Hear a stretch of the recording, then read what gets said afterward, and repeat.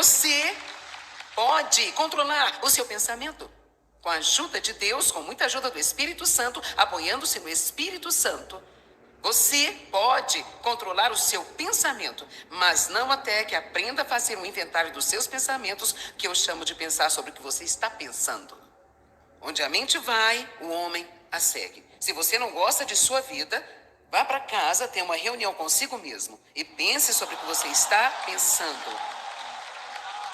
Em vez de culpar todo mundo, tenha uma reunião com você mesmo e pergunte a si mesmo se é hora de você se livrar de seus pensamentos mal cheirosos. Amém? Defina na sua mente e mantenha-se fixado nas coisas certas. Uma das mais populares, duas das escrituras mais populares quando ensinamos sobre a mente é 2 Coríntios 10, 4 e 5, porque as armas da nossa milícia não são carnais, mas sim poderosas em Deus para a destruição das fortalezas, destruindo toda altivez que se levanta contra o conhecimento de Deus e levando cativo todo o entendimento à obediência de Jesus Cristo. Sabemos que há uma batalha em nossa mente. Pensamentos errados, conceitos e teorias que não concordam com a palavra de Deus. E a Bíblia nos dá a responsabilidade de localizá-los e expulsá-los. Agora, é nossa responsabilidade, porque quando você se apoia no Espírito Santo de Deus, você precisa dizer: Deus, estou pedindo, me faça perceber quando estou pensando pensamentos tóxicos. Apenas ore: Deus, me faça tomar consciência cada vez que eu pensar pensamentos errados. Não me deixe apenas sentar e pensar coisas estúpidas. Faça-me saber quando estou pensando coisas tóxicas. E assim você começa a orar e você vai começar a perceber: eu não preciso pensar assim. Eu não deveria estar pensando isso. Isso não está alinhado com a palavra de Deus. E assim as fortalezas em nossa mente são destruídas se você estudar diligentemente a palavra de Deus, que é o que você está fazendo aqui nesta noite. Eu aplaudo você, porque você pegou uma sexta-feira à noite, noite de festa, depois de uma semana de trabalho, e você poderia ter feito outras coisas, poderia ter ido gastar o seu salário em algo que não faz nenhum bem, ou poderia ter ido a todos os tipos de lugares, você poderia ter ficado em casa, em seu sofá, porque você estava cansado de trabalhar toda a semana. Mas aqui você está, aqui fora milhares de pessoas subiram até o topo do prédio para estudar a palavra de Deus e adorá-lo nesta noite. Eu aplaudo vocês. Mas eu tenho que lhe dizer algo, não quero desanimá-lo. Isso não é suficiente para mantê-lo andando na vitória. Você precisa se levantar e estudar a palavra. Então ore, em seguida louve. Vá à igreja no dia seguinte, talvez vá à igreja na noite seguinte, vá para o culto no meio da semana, assista ao meu programa de TV todos os 5 dias da semana, obtenha algo em seu iPad, obtenha algo em seu iPhone, e então vá e estude a palavra. E muito em breve você começa a pensar de uma maneira completamente diferente. Amém?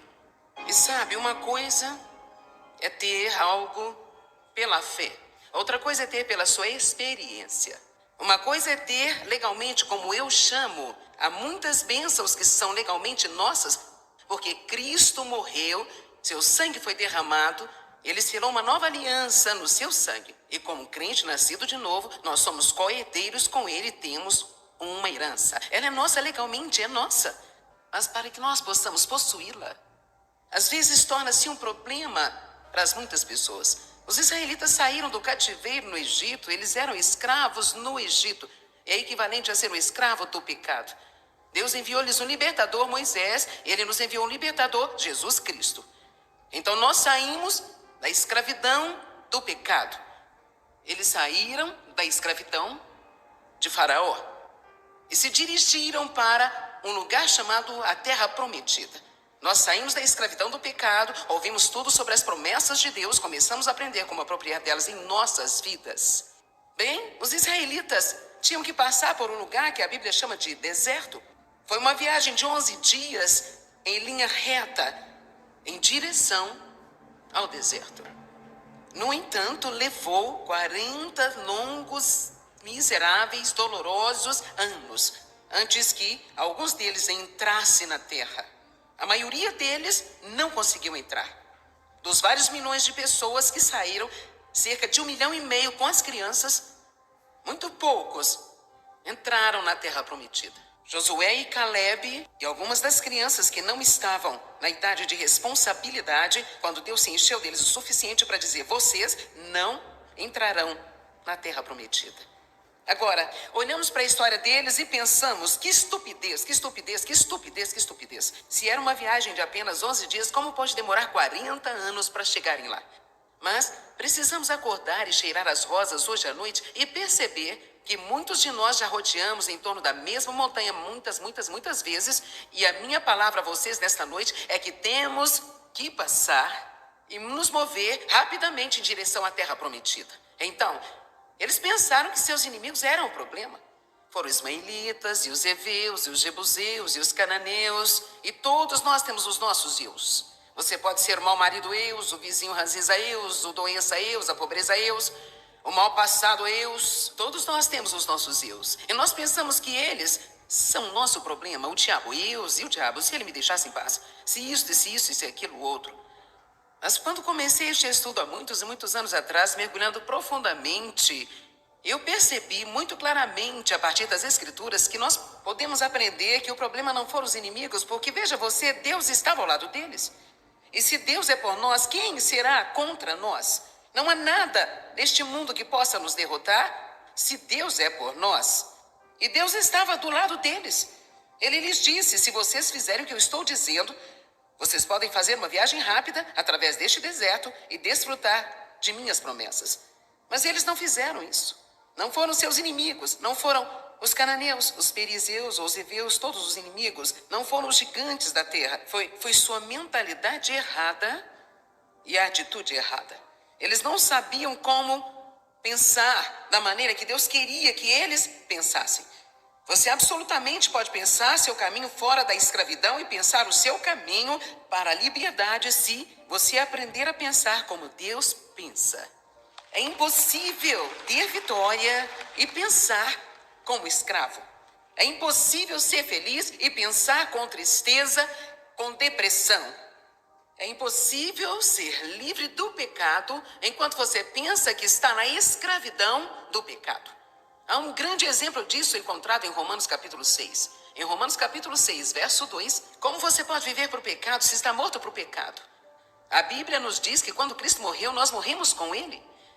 Que Ele levou o pecado para a cruz e que estamos mortos para o pecado e vivos para a justiça. Sabe o que significa? Há uma parte de você, a parte nascida de novo, que não quer ter nada com o pecado. Está morta para o pecado. E é por isso que agora, quando você peca, isso te incomoda. Antes de nascer de novo, não te incomodava, você adorava, você apreciava. Mas uma vez que nasceu de novo, agora você tem um novo conjunto de problemas, porque você não pode mais pecar confortavelmente. Isso faz você infeliz. Portanto, há uma parte de você que não quer pecar, no entanto, você ainda está carregando a carne. Uma mente não renovada, emoções fora de controle e uma teimosia obstinada que tem de ser trabalhada por Deus pelo Espírito Santo. Isso, na verdade, é o nosso deserto. Nossa alma, até que seja renovada pela palavra de Deus, é o nosso deserto.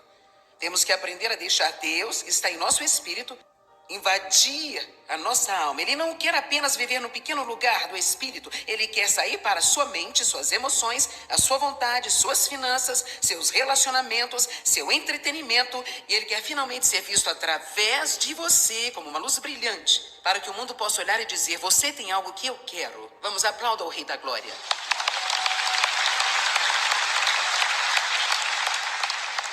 Romanos 6,2 diz que estamos mortos para o pecado, mas Romanos 6,11 diz assim também: vós, considerai-vos vós mesmos mortos para o pecado, mas vivos para Deus. Eu amo isto porque a palavra considerar é um processo da mente. E aí você pode muito bem dizer em Romanos 6,2, você está morto para o pecado, mas em Romanos 6,11 diz: agora pense que você está morto para o pecado. Acredite que você está morto para o pecado. Mas nós dizemos que estamos mortos para o pecado e cantamos canções sobre ser livres em Cristo, mas temos medo do pecado. Dizemos que somos viciados, nós somos isso, somos aquilo, eu não consigo superar, isso é difícil, não posso superar. Ficamos então presos nesta área de deserto. Temos de começar a pensar como Deus pensa e dizer o que Deus diz. E isto nos ajudará a ir rapidamente a atravessar o deserto e começar a viver nas promessas de Deus. Romanos capítulo 12, verso 2 diz: não vos conformeis com este mundo, mas sede transformados, mudados pela inteira renovação da vossa mente, para que experimenteis por vós mesmos qual seja a boa, agradável e perfeita vontade de Deus. Obrigada, eu amo vocês. Jeremias 4,14 diz: até quando permanecerão no meio de ti os pensamentos da sua iniquidade? Eu amo isso. Jeremias 4,14: até quando permanecerão no meio de vocês os pensamentos da tua iniquidade? Então, a primeira coisa que eu localizei, que eu vi que era problema para os israelitas e que contribuiu para lhes tomar tanto tempo para chegar à vitória, e também por isto muitos deles nunca chegaram à vitória. E você sabe, infelizmente, muitas pessoas que creram em Jesus e vão para o céu, mas nunca desfrutaram a vitória aqui na terra. Sabia disso? Você não tem que ter a vitória para ir para o céu. Você é salvo pelo sangue de Cristo. Mas para desfrutar de sua jornada, você precisa da vitória. E eu acho que para ser uma testemunha adequada às outras pessoas, precisamos ter a vitória em nossas vidas. Amém? Então a primeira coisa que eu vi que eles fizeram foi que eles não tinham uma visão positiva de um futuro. Eles estavam sempre a falar do passado. Pensavam que o passado ditava o futuro. Eu quero te dizer que não importa o que aconteceu com você no passado, e não importa o que está acontecendo na sua vida agora, isso não tem poder para impedi-lo de ter um surpreendente e impressionante futuro, se você aprender a ver as coisas no Espírito. A Bíblia diz, em Isaías 11, que Jesus não via e decidia as coisas pelo ouvir de seus ouvidos e pela visão de seus olhos. Ele via com os olhos espirituais e ele ouviu com os ouvidos espirituais. E todos nós temos ouvidos na cabeça e olhos na nossa cabeça, mas também temos olhos e ouvidos espirituais. Com os olhos naturais vemos o que está ao nosso redor, vemos o que está acontecendo em nossa vida, mas com nossos olhos espirituais vemos o que não podemos ver com estes olhos. Nós olhamos com uma atitude de fé, dizemos: Deus diz que eu posso ter um bom futuro e eu acredito que eu posso ter um bom futuro.